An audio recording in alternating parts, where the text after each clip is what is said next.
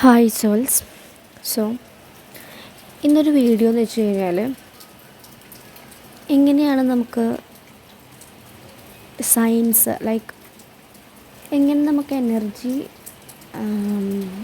അധികം വേസ്റ്റ് ചെയ്യാതെ നമ്മുടെ എനർജി എങ്ങനെ കീപ്പ് ചെയ്യാം.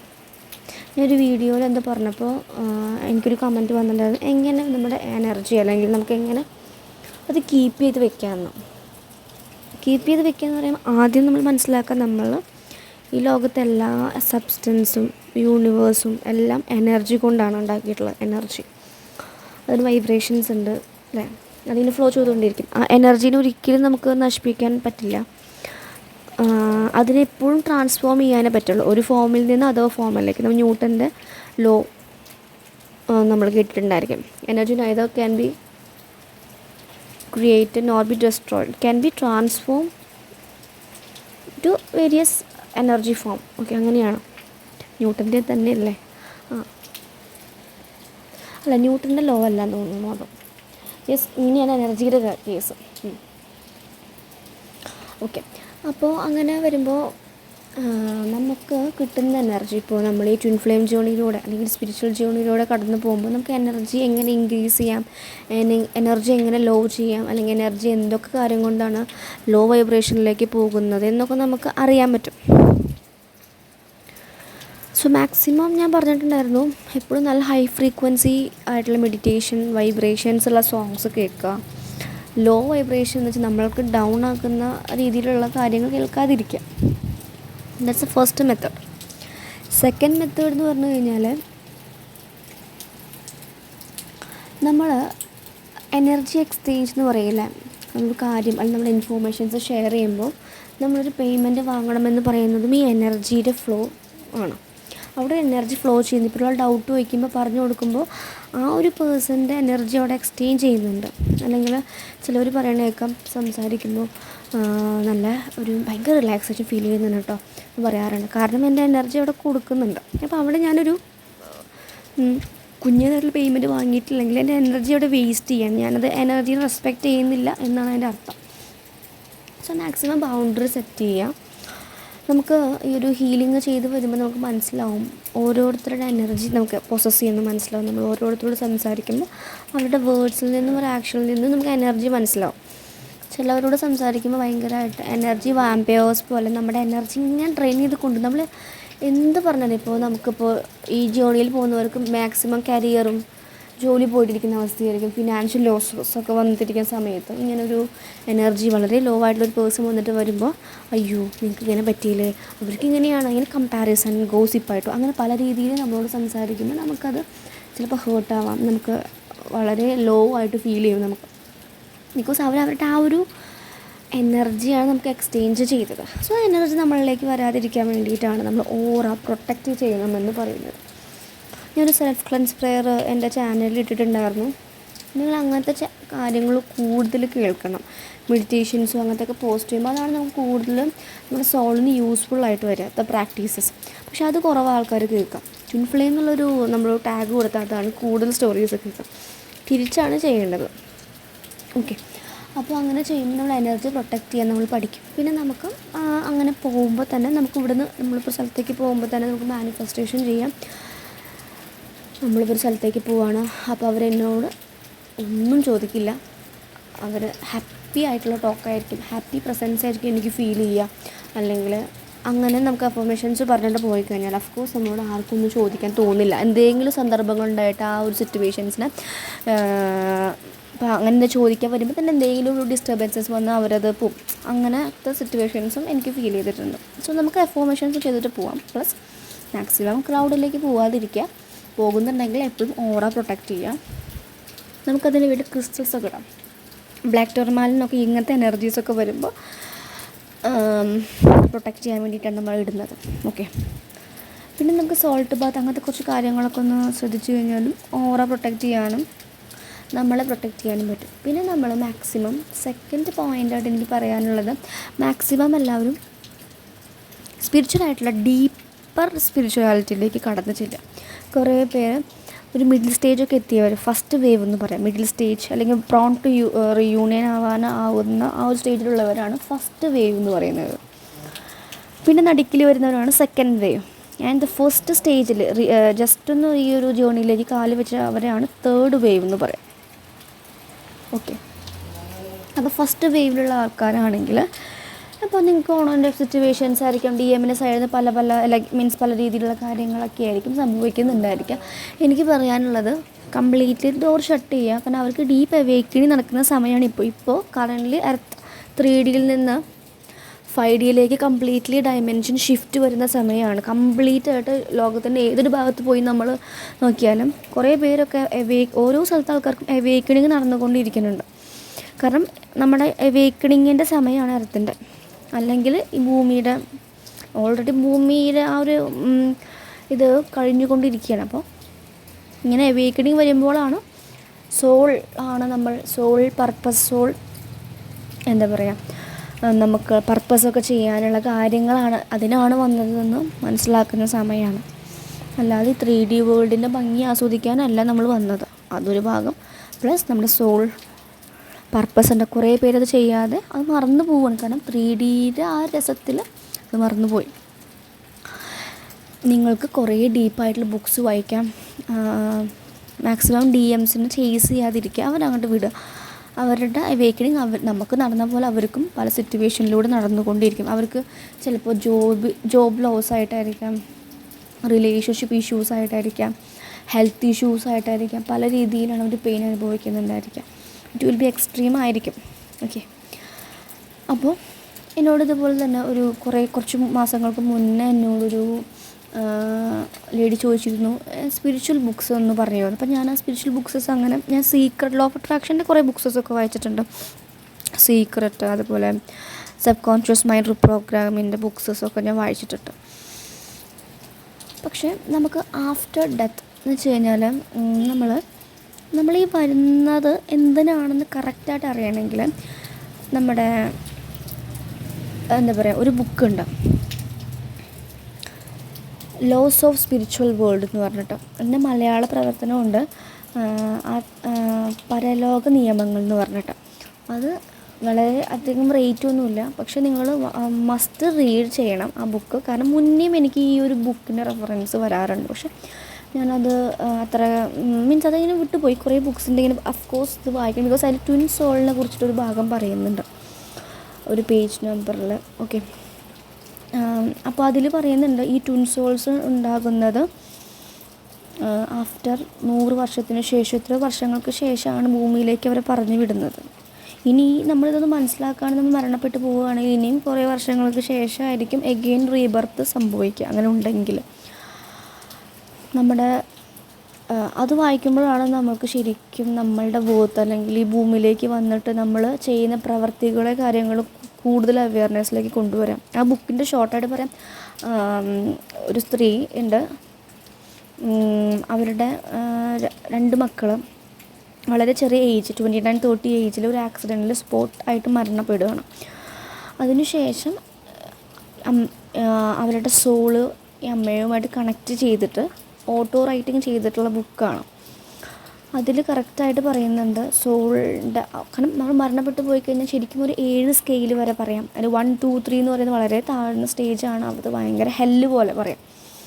ശരിക്കും നല്ലൊരു ലെവലിലേക്ക് എത്തണമെങ്കിൽ 7 ആണ് പീക്ക് എന്ന് പറയുന്നത്. അതാണ് ഏറ്റവും അത്രയും പ്യുവറായിട്ട് അത്രയും നല്ല കർമ്മങ്ങൾ ചെയ്തവർക്കാണ് അവിടേക്ക് എത്താൻ പറ്റുള്ളൂ.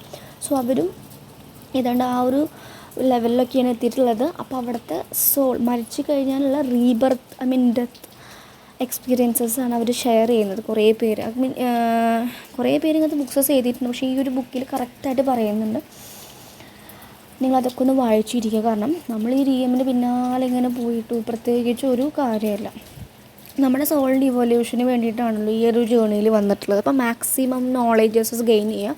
ഇപ്പോൾ നിങ്ങളുടെ DM നിങ്ങളോട് നല്ല രീതിയിലല്ല, കോൺടാക്റ്റ് ഇല്ല, നമ്മൾ കുറേ ട്രൈ ചെയ്തൊന്നും പറ്റുന്നില്ലെങ്കിൽ നിങ്ങൾ കുറച്ച് ബുക്സിലേക്കും സ്പിരിച്വൽ ആയിട്ടുള്ള കാര്യങ്ങളിലേക്കും ഒന്ന് കടക്കുക. ഓക്കെ, കുറേ ബുക്സസ് ഉണ്ട്, നിങ്ങൾക്ക് അതിനോട് താല്പര്യം ഉണ്ടെങ്കിൽ ഞാൻ ഷെയർ ചെയ്യാം.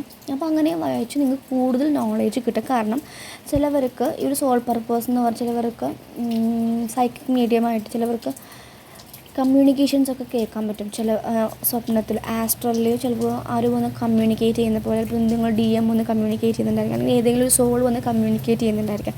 അത് നിങ്ങൾക്ക് മനസ്സിലാവുള്ളൂ. അപ്പോൾ നമ്മളത് വേറൊരു ഗൈഡിനോട് വന്ന് ചോദിക്കുകയാണെങ്കിൽ നമുക്കത് നിങ്ങളോട് പറഞ്ഞ കാര്യങ്ങൾ അത് ഏത് വൈബ്രേഷനിലാണ് എന്താണെന്ന് ഉദ്ദേശിച്ചത് നമുക്ക് കറക്റ്റ് പറയാൻ പറ്റില്ല. പക്ഷേ നമുക്ക് ഇങ്ങനത്തെ ബുക്സും കാര്യങ്ങളൊക്കെ വായിക്കുമ്പോൾ ആ നോളേജ് കിട്ടുമ്പോൾ നിങ്ങൾക്ക് മനസ്സിലാവും.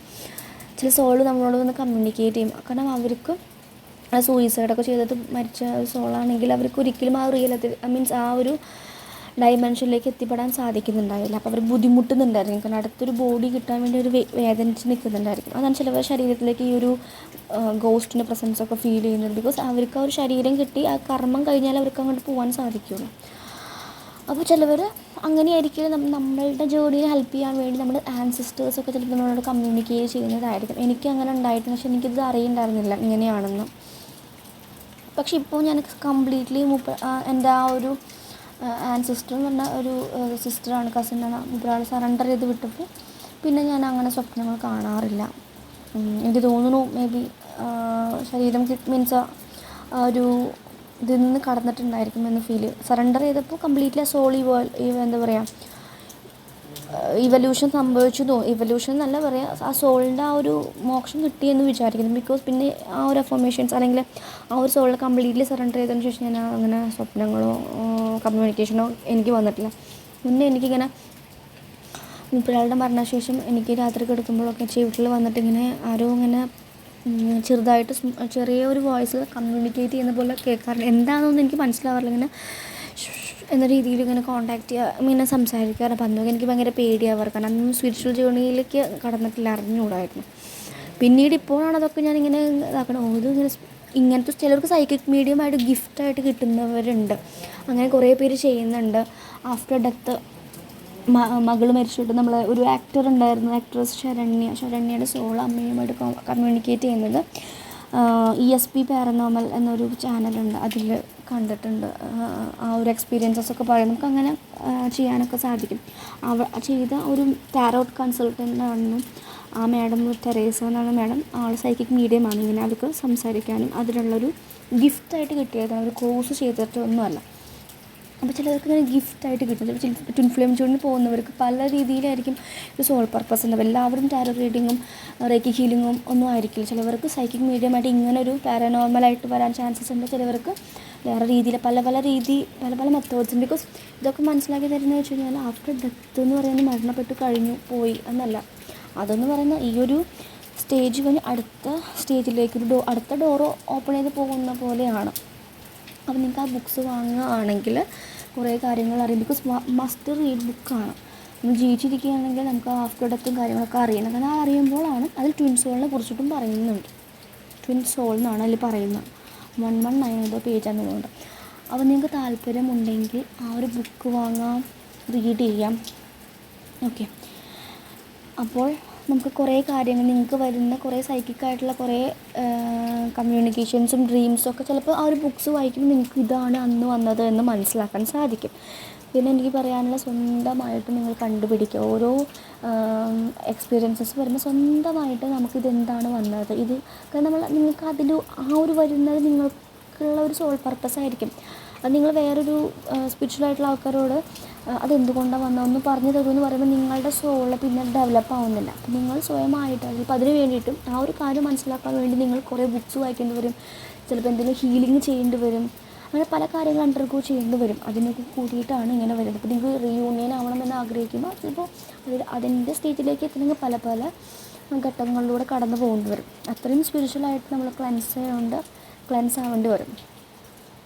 ഓക്കെ, അപ്പോൾ നിങ്ങൾ സ്വന്തമായിട്ട് കണ്ടുപിടിക്കുക. അതിന് വേണ്ടിയിട്ടാണ് ഞാൻ പറഞ്ഞത്. അപ്പം ഇത് മാക്സിമം നിങ്ങൾ ടൈം ഇങ്ങനെ യൂസ് ചെയ്യുക. നിങ്ങൾക്കൊരു സ്റ്റേജിൽ നിങ്ങൾക്ക് ഒന്നും വർക്കാവുന്നില്ലെങ്കിൽ ജസ്റ്റ് കുറച്ച് ബുക്സ് വാങ്ങിയിട്ട്, നല്ല സ്പിരിച്വലായിട്ടുള്ള ബുക്സ് വാങ്ങിയിട്ട് നിങ്ങളുടെ സോളിന് കൂടുതൽ ഫീഡ് ചെയ്യുക. ഫുഡാണ് ഈ ബുക്സ്. സ്പിരിച്വൽ ബുക്ക് എന്ന് പറയുന്നത് സോളിനുള്ള ഫുഡാണ്, നോളജാണ് അവിടെ കൊടുക്കുന്നത്, വിസ്ഡമാണ്. സോ അതിലേക്ക് നിങ്ങൾ കോൺസെൻട്രേറ്റ് ചെയ്ത് പോവുക. ഓക്കെ, സോ പല രീതിയിൽ ഞാൻ പറഞ്ഞല്ലോ, പല രീതിയിൽ നിങ്ങളുടെ എനർജി, ഇതും ഒരു എനർജി നിങ്ങൾ എന്താ പറയുക മാക്സിമം ഇൻക്രീസ് ചെയ്യാനും ഹെൽപ്പ് ചെയ്യുന്നതാണ്. അതുപോലെ ഒരു ബൗണ്ടറി സെറ്റ് ചെയ്യുക. കാരണം നമ്മൾ അനാവശ്യമായിട്ട് സമയം സ്പെൻഡ് ചെയ്യേണ്ട, ബിക്കോസ് എത്ര സമയമുണ്ടോ എന്ന് നമുക്കറിയില്ല. നമ്മുടെ സോൾ എപ്പോഴാണ് ആ ഒരു കോൺട്രാക്റ്റ് കഴിഞ്ഞ് പോവുക എന്ന് നമുക്ക് ആർക്കും പറയാൻ പറ്റില്ല. ബിക്കോസ് ഈ ഒരു സംഗമയുഗം അല്ലെങ്കിൽ സത്യയുഗത്തിലേക്ക് കടക്കുന്നത് കൊണ്ട് ചെയ്യുന്നതിൻ്റെ കർമ്മ പെട്ടെന്നാണ് എഫക്റ്റ് വരുന്നത്. നല്ലത് ചെയ്ത് തന്നെ അതിൻ്റെ എഫക്റ്റ് കിട്ടുന്നുണ്ട്, പൊട്ട ചെയ്യുന്നവർക്ക് പെട്ടെന്ന് തന്നെ അതിൻ്റെ റെസ്പോൺസും കിട്ടുന്നുണ്ട്. അപ്പോൾ സോളിൻ്റെ കർമ്മങ്ങൾ പെട്ടെന്ന് കഴിയുമ്പോൾ പെട്ടെന്ന് പോകേണ്ടി വരുമായിരിക്കും. അപ്പോൾ മാക്സിമം നിങ്ങൾ ഈ കാര്യങ്ങളൊക്കെ അറിയുക, അതൊക്കെ പ്രാവർത്തികമാക്കാൻ ശ്രമിക്കുക. ഈ സ്പിരിച്വൽ ജേർണി എന്ന് ഉദ്ദേശിക്കുന്നതും ഇങ്ങനെ പല കാര്യങ്ങളും ഇതിന് ഡീപ്പറായിട്ട് അറിയാനുമാണ്. അത് വേണ്ടവർക്ക് സ്പ്രെഡ് ചെയ്ത് കൊടുക്കുവാനുമാണ്. കുറേ ബുക്സസ് ഉണ്ട്, സ്പിരിച്വൽ ആയിട്ടുള്ള ബുക്സസ്. സോ നിങ്ങൾക്ക് വേണമെങ്കിൽ ഇതിൽ കമൻറ്റ് ചെയ്യാം കേട്ടോ. പേഴ്സണലി മെസ്സേജ് ചെയ്യേണ്ട. Personal messages only for tarot readings അല്ലെങ്കിൽ ടാരോ കോഴ്സ് പഠിക്കാനോ അല്ലെങ്കിൽ ഇപ്പോൾ ബ്രേസ്ലെറ്റ്സോ കാര്യങ്ങളോ വേണമെങ്കിൽ അതിനു വേണ്ടി മാത്രം ജസ്റ്റ് കമ്മ്യൂണിക്കേറ്റ് ചെയ്യുക. അതും നിങ്ങൾ അനാവശ്യമായിട്ട് നിങ്ങൾ മെസ്സേജ് ചെയ്യുമ്പോൾ അതും നിങ്ങൾ again you are making your own കർമ്മ. ഒരു കർമ്മയുടെ പുതിയൊരു പേജ് തുടങ്ങുകയാണ്. ഇവിടെ നമ്മൾ സ്പിരിച്വൽ ജേർണിയിൽ ഓരോ കർമ്മയും ക്ലെൻസ് ചെയ്ത് തീർക്കുകയാണ് ചെയ്യുന്നത്. അപ്പോൾ മാക്സിമം അതൊക്കെ മനസ്സിലാക്കി സ്വയം ഇവോൾവ് ആവുക. അതിനുവേണ്ടി നിങ്ങൾ യൂണിവേഴ്സിനോട് പറയും, എനിക്ക് സ്പിരിച്വൽ ആയിട്ടുള്ള കാര്യം കൂടുതൽ ഇവോൾവ് ആകണം എന്ന് നിങ്ങൾ യൂണിവേഴ്സിനോട് പറയുമ്പോൾ അതിന് വേണ്ടിയിട്ടുള്ള ഡോർസ് തുറന്നു തരും. ന്യൂ ഡോർ ഓപ്പണിംഗ് എന്ന് പറയുന്ന പോലെ, ആൻസേഴ്സ് അറൈവിംഗ് എന്നൊക്കെ പറയുന്ന കാർഡ്സുള്ള പോലെ അത് നിങ്ങളിലേക്ക് വരും. സോ വർക്ക് നമ്മൾ സ്വയമായിട്ട് വർക്ക് ചെയ്യുക. ഇപ്പം ഞാനൊക്കെ ആണെങ്കിലും എന്നെ ഒന്നിങ്ങനെ പുഷ് ചെയ്ത് തരാൻ ആരും ഉണ്ടായിരുന്നില്ല. ആ യൂണിവേഴ്സിൻ്റെ ആ ഒരു പവറിന് വിശ്വസിച്ചിരുന്നു.